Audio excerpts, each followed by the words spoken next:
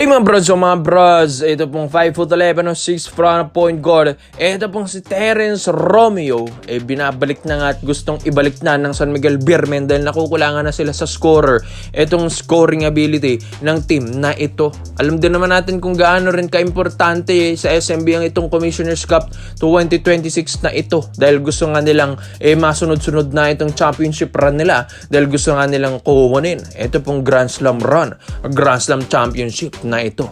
And alam din naman natin kung gaano rin kalakas ang isang Terence Romeo kung saan isa rin siya sa mga nakatulong sa pagiging 3-time champion na ito ng SMB dahil 3-time PBA champion lang naman na ito pong si Terence Romeo.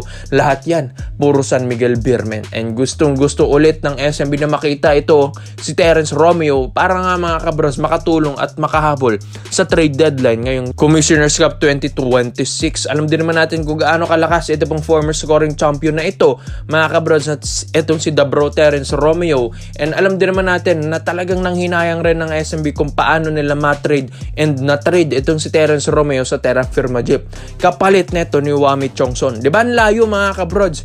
Isipin niyo yung performance ngayon ni Wami Chongson, yung mga stats ngayon ni Wami Chongson kaysa sa mga laruan ni Terence Romeo dati sa SMB. Diba ang layo?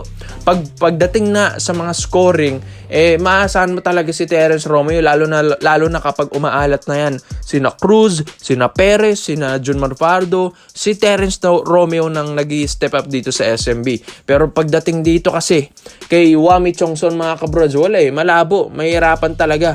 Ito pong si Wami Chongson, lalong-lalo na gustong ng SMB na i-trade na talaga ito pong player na ito at maibalik nila si Dabro Terence Romeo. Ang problema nga lang mga kabrods, isa pala, itong si Terence Romeo sa mga naka-silent ban na player ngayon dito sa PBA.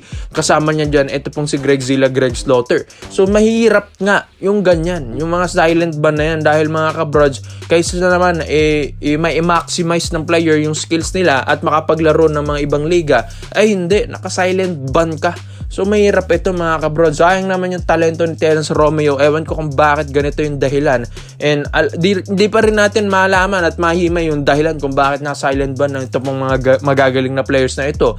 Pero yun nga mga kabrods, ang SMB ay nakikita nila na pwede nila ulit ibalik ang isang Terence Romeo. Lalong-lalo na mga kabros, ang SMB ngayon medyo nag-i-struggle nga sa scoring. Kahit sabihin natin na ang SMB na nanalo, umaangat at makakapasok ng playoffs round, wala mga kabros, nakukulangan sila. Kahit sinabi na natin na bumalik na ito pong si Benny Boatwright Jr. Yes, bumalik na. Maski nga si Benny Boatwright mismo, hinahanap na rin yan sa training camp sa ito pong si Terence Romeo dahil alam niyo yung kakayahan ni Terence kung paano niya napa-champion ang SMB dati with Terence Romeo's roster mga kabrods. Kaya yun, mas napadali ang buhay na ito ni Benny Boatwright noon dahil alam niya kung paano nakatulong ang isang Dabro Terence Romeo noon. Kaya nga mga brods, malaking tulong pa rin si Terence Romeo sa SMB. Kahit sabihin natin na matagal na itong naglalaro, last year lang naman itong huling naglaro sa Terra Firma Jeep, bigla lang itong nawala. Malay natin baka offeran pa ito ng ibang bansa, ng Japan ni Billy, kay Korea mga kabrods, KBL or Taiwan. So kailangan itong SMB dapat maayos na nila ito. Baka maunahan pa ito ng iba. Ito pong si Terence Romeo kasi talagang kilala ito sa ibang bansa mga kabrods. Kaya ito pong SMB, wag sana sila magpakakampante dahil alam din naman natin yung kakayahan ng isang Terence Romeo ay umaabot yan sa ibang bansa. Kaya ikaw sa tingin nyo mga kabrods, babagay ba ang isang Terence Romeo na maibalik ulit ng San Miguel Beermen bago mag-playoffs run? Komento mo lang ang opinion mo dito mga brods at isa natin yan. Dito naman po tayo sa kabalbalita naman natin mga kabrods. Ito pong 6'5" point guard ng Ateneo Blue Eagles. Ito pong 27 or 27 anyos na ito na si Dominic Escobar.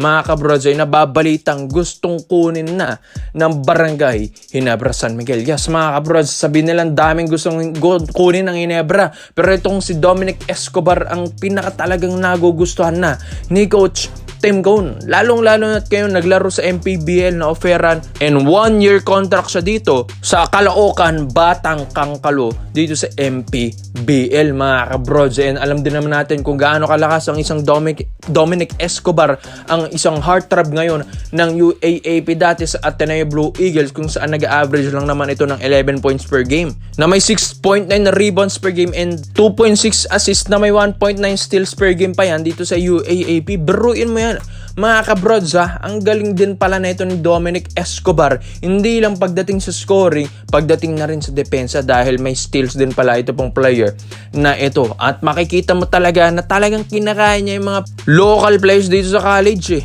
sa UAAP, dahil biruin mo 6'5" na point guard, paano madedepensahan yan? Tapos may outside shooting pa, athletic pa na player, magaling pa na player, tapos pogi pa nga daw mga kabrods, and magaling pa, mabilis ang kanyang pick up sa laro, mataas ang basketball IQ, hindi rin basta-bastang player.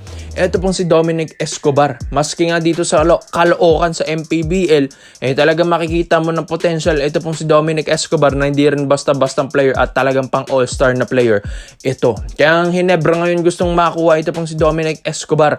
Ito maganda. Itong mga players na ito ng UAAP, after nyan dito sa UAP na ito at nag-jump sa MPBL, kahit hindi na ito magpa-draft na sa PBA sa season 51 mga kabrods. Bakit? Considered as pro player ka na kasi kapag nag-MPBL ka mga kabrods. At ito pa, mas tataas pa ang confidence mo niyan dahil iba na rin ang level ng competition dito sa MPBL, dahil napaka-physical na rin ng laruan dito Yes mga brods, wala nang bigayan dito, wala nang game fixing, dahil inayos na nga ito ni Boss Manny Pacquiao na ito pong MPBL teams na ito, mga MPBL teams na ito bawal na at may ban na kapag nagkakaroon ng mga game fixing dito. Kaya nga itong si Dominic Escobar mga kabrods mas lalong lalakas yan dito sa MPBL, mas hihinog yan at mas gusto na itong kunin ngayon ng Hinebra. And dito sa Hinebra ngayon parang gusto nilang makuha na agad si Dominic Escobar bago mag-playoffs round, pero medyo malabo nga daw mga kabrods, dahil itong Hinebra ay pina-finalize na rin nila ang bagong sistema nila, dahil papalitan na rin daw at i-rearrange na at i-reset na ni Coach Tim Cone ito pong triangle offense niya para sa mga players na ito. Pero yun nga mga kabrods, balibalita rin ng Hinebra kasi gusto pang makipag-trade sa mga ibang teams at gusto pang kumuha ng mga star players at superstars. Pero itong si Dominic Escobar, isa na ito sa mga talagang nililigawan na ng Hinebra management, yung agent na ito ni Dominic Escobar, dahil bali-balita na ino-offera na rin pala ito ng KBL. Dahil yun nga, isang taon lang din kasi yung kontrata niya dyan dito sa MPBL. Ang laki kasi ng offer rin yan, mga superstar dito sa UAP na nag-jump to MPBL, kahit di na nag-KBL mga kabros at ibang bansang liga, dahil ang laki nga kasi yung mga offer dito sa MPBL mga kabros. Ewan ko, ang laki pala ng mga perang teams dito mga kabros. Kaya nga itong si Dominic Escobar, isang taon lang dito sa MPBL, dahil alam niya at gusto niyang experience lang ang kailangan niya dito. After nyan, magjo-jump na yan to Korea or Japan or Taiwan or PBA. So ganyan lang mga kabros, ganun lang ang diskarte dito. So etong Hinebra, tiba-tiba sila sa 6'5" point guard na ito kung makuha nila, na may shooting pa, may depensa, ang tangkad na player, athletic pa mga kabros, magandang court vision, matalino at magandang basketball IQ, kung saan all-around na player na itong si Dominic Escobar. Kaya ikaw, sa tingin nyo mga kabrods, dapat bang makakuha ito ng Barangay Hinebra San Miguel? Komenta mo lang po dito mga brods at isa-isa natin yan. Salamat po sa panonood mga brods. This is the Basketball Trade Option lang. I'm out.